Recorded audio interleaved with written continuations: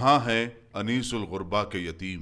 सदर नशीन तेलंगाना वक्फ बोर्ड मोहम्मद सलीम ने press conference के जरिए अब तक के अपनी कारकर्दगी गिनवाई। IND टुडे के नुमाइंदे के जानिब से पूछे गए सवाल पर कि अनीसुल गुरबा के यतीम बच्चे कहाँ हैं, जबकि लॉकडाउन के दौरान पूरे टिमरीज के इदारे व हॉस्टल्स बंद थे, मोहम्मद सलीम ने जवाब नहीं दिया।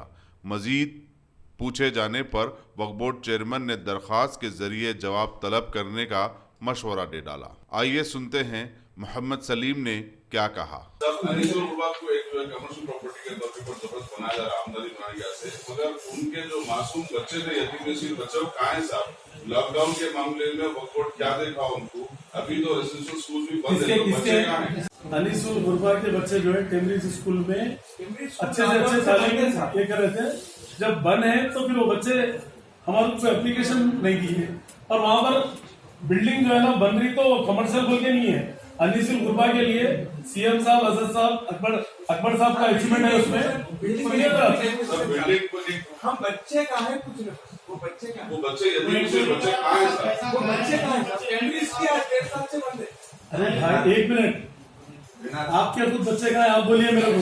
स्कूल को जा रहे हैं बच्चे, नहीं जा रहे स्कूल को। अरे घरों में बच्चे वो बच्चे यतीम में जितने उसमें कई बच्चों